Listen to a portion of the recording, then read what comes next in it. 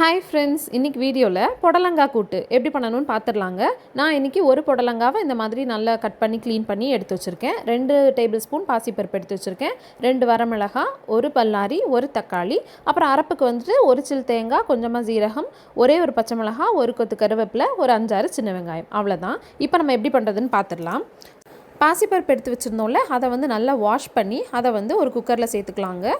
Stove on பண்ணிக்கோங்க, கொஞ்சமாக தண்ணி சேர்த்துக்கோங்க. அதில் இந்த வாஷ் பண்ணி வச்சுருக்க பாசிப்பருப்பை போட்டுட்டு அது கொதிக்க ஆரம்பித்ததுக்கப்புறமா ஒரு பல்லாரி, ஒரு தக்காளி, இது ரெண்டத்தையும் நீளமாக கட் பண்ணி உள்ளே சேர்த்துக்கோங்க. அது கூடவே கொஞ்சமாக மஞ்சத்தூள் சேர்த்துட்டு நம்ம புடலங்காய் கட் பண்ணி வச்சுருக்கோம்ல, அதை வந்து இப்போ உள்ளே சேர்த்துடலாம். சேர்த்துட்டு இதெல்லாம் ஒரு பக்கம் வந்து வெந்துட்டு இருக்கட்டும்.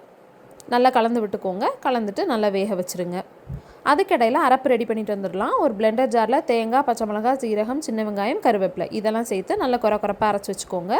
காயும் பருப்பும் நல்லா வெந்ததுக்கப்புறமா இந்த அரைப்பை வந்து நம்ம உள்ளே சேர்த்துடலாம். டிஷ்ஷுக்கு தேவையான உப்பையும் வந்து நம்ம இப்போ சேர்த்துடலாம். எல்லாம் ஒன்றா நல்லா கலந்து வந்ததுக்கப்புறமா நம்ம வந்து இதுக்கு தாளிப்பு கொடுக்கணுங்க. ஒரு தாளிப்பு சட்டி வச்சுக்கோங்க. அதில் கொஞ்சமாக தேங்காய் எண்ணெய் சேர்த்துக்கோங்க. எண்ணெய் நல்லா சூடானதுக்கப்புறமா அதில் கொஞ்சமாக கடுகு சேர்த்துக்கோங்க.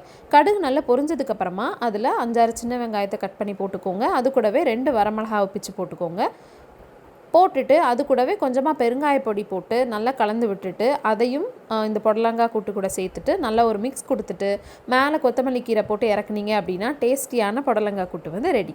கண்டிப்பாக இந்த ரெசிபி ட்ரை பண்ணி பாருங்கள். எப்படி வந்துச்சுங்கிறத கமெண்ட்ஸில் சொல்லுங்கள். வீடியோ பிடிச்சிருந்துச்சுன்னா லைக் பண்ணுங்கள், சேனலை சப்ஸ்கிரைப் பண்ணிக்கோங்க, உங்கள் ஃப்ரெண்ட்ஸ் அண்ட் ஃபேமிலிஸ்க்கு ஷேர் பண்ணுங்கள். தேங்க்ஸ் ஃபார் வாட்சிங். பை.